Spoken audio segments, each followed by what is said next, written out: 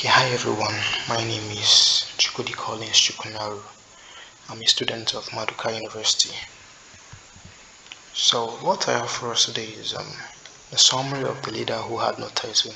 Now, this book was originally written by Robin Sharma. Now, the first chapter of this book was titled Leadership and Success Are Your Birthrights. Now, in the beginning of this book, the main protagonist of the book, in person of Blake Davis, who was 29 years old, was introduced to us. Now, if you read the book, or if you've read the book, you will discover that Blake, originally from birth, was a very lively and cheerful person. But when he lost both of his parents, Blake lost the zeal to live life, and because of that, he started living a shadowed existence. Even to the extent that he went ahead to enlist in the army, just because he wanted to get past the trauma he was feeling. And instead of getting past this trauma, he ended up increasing to that trauma, because while in the army he saw his close friends and young comrades being murdered in battle, and this made Blake unable to blend into society after his service in the army. Now, the chapter 2 was titled My Meeting with a Leadership Mentor. Now, this chapter basically talks about Blake's meeting with his mentor in person of Tommy Flynn. His meeting with Tommy Flynn from the book is a fated one, as described in the book, and from Tommy's point of view, was essential for Blake to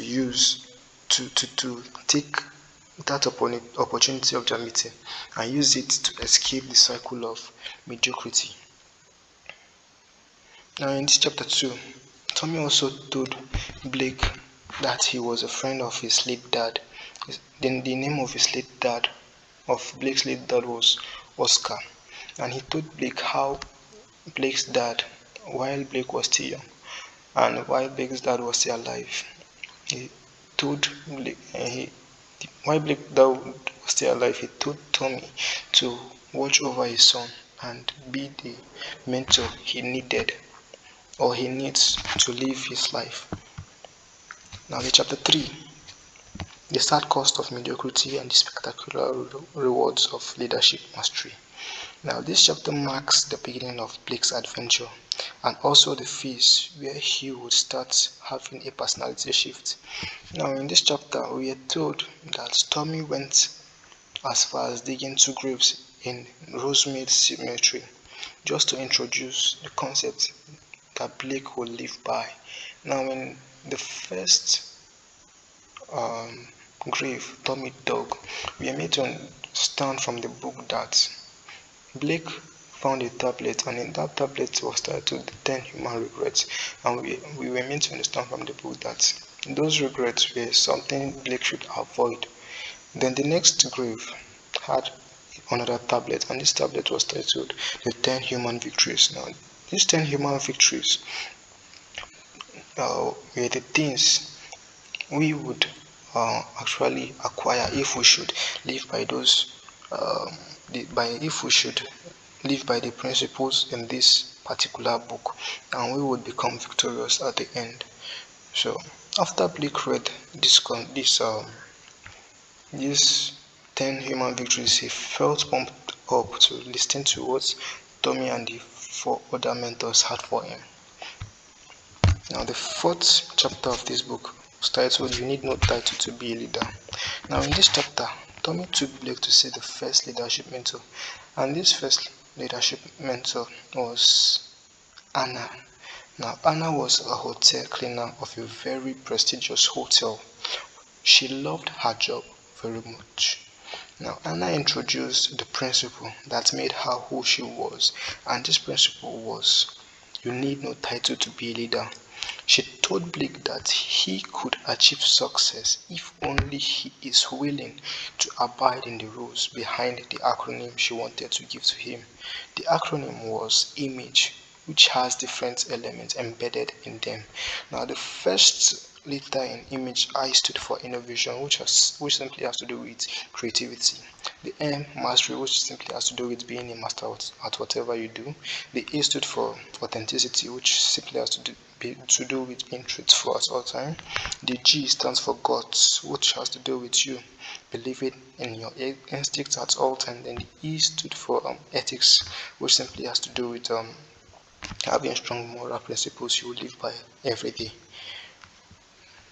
Now the chapter 5 was titled Turbulent Times Creates Great Leader. Now in chapter 5, the person Blake met, or the person Tommy took Blake to meet was Ty Boyd. Now Ty was a former 5-time ski champion, but he stopped skiing due to a major knee injury he had, and because of that he became a ski instructor. Now the principle Ty introduced to Blake was turbulent times create great leaders, and for him to perfectly implement this principle in his life, he gave him a set of rules he should abide in, and these rules they had their own acronym, which was SPARK. Now the S stood for Speak with Candor. Speak with Candor simply has to do with Blake airing out his opportunity without fear of anyone. The P stood for Prioritize. The prioritize simply has to do with having priorities, not just doing things randomly.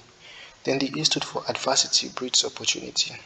Adversity breeds opportunity simply has to do with um, you some Blake being able to spot opportunity at every challenging situation, not just seeing the challenge as a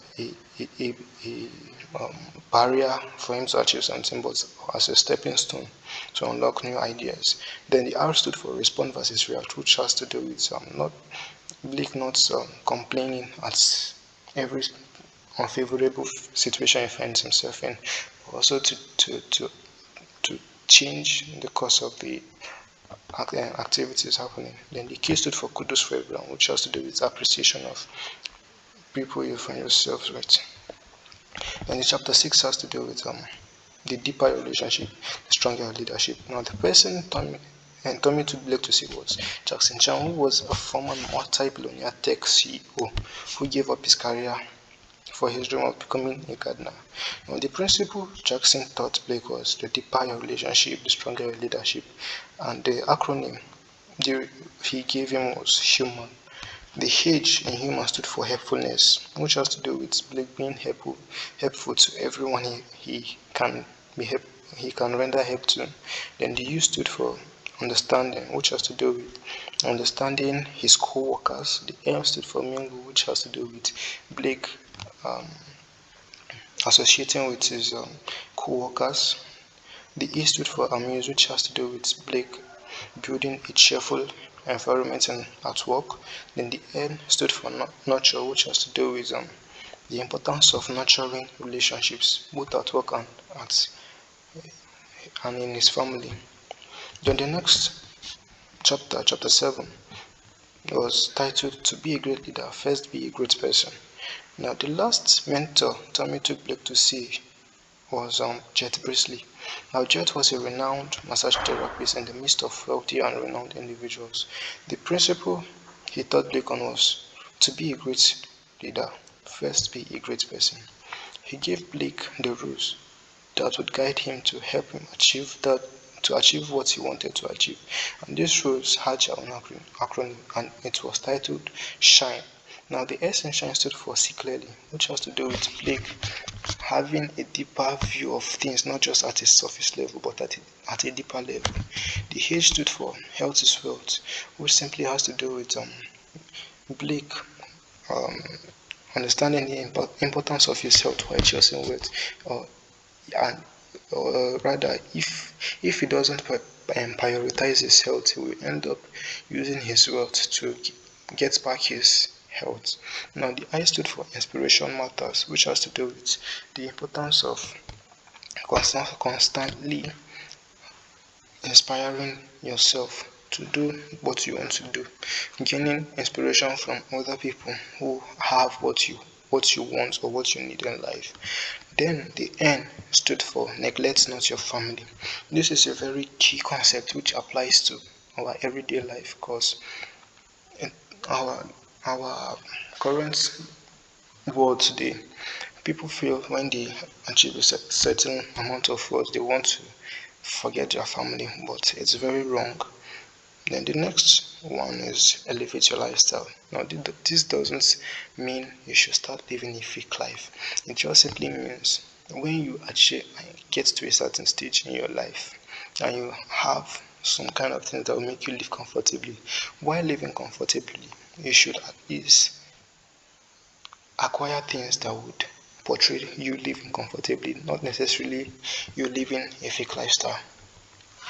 Now, the chapter 8 was the conclusion. Now, in this conclusion, we are told that Tommy died, but before dying, he left a message for Blake in the hands of Anna. Now, in this later, Tommy basically had high expectations for Blake, and at the end of the book, he gave Blake his Porsche 911 car as a gift and told Blake to spread the concept he just learned to everyone who needs it. That's why Blake Blake wrote the book, or should I say Robin Sharma wrote the book for everyone. Now, the lessons from the book is, the first one, the book teaches us that we need no title to become great leaders. Very much essential. The second one, the book emphasizes on the importance of being resilient and never giving up. Third one, the book teaches us to remain calm in turbulent times, as the saying goes, when the going gets tough, the tough gets going. Now, the fourth one, the book emphasizes on the importance of building healthy relationship with people. The fifth one, the book talks about improving oneself, and only through that would he make a great leader. And the last lesson you should learn from the book is, the book teaches us to always be helpful to people. There are many lessons to be learned in the book. So if you are seeking for a book on how to develop leadership, this book is a must read for you. So thank you for staying tuned to the end. See you in the next video. Stay safe.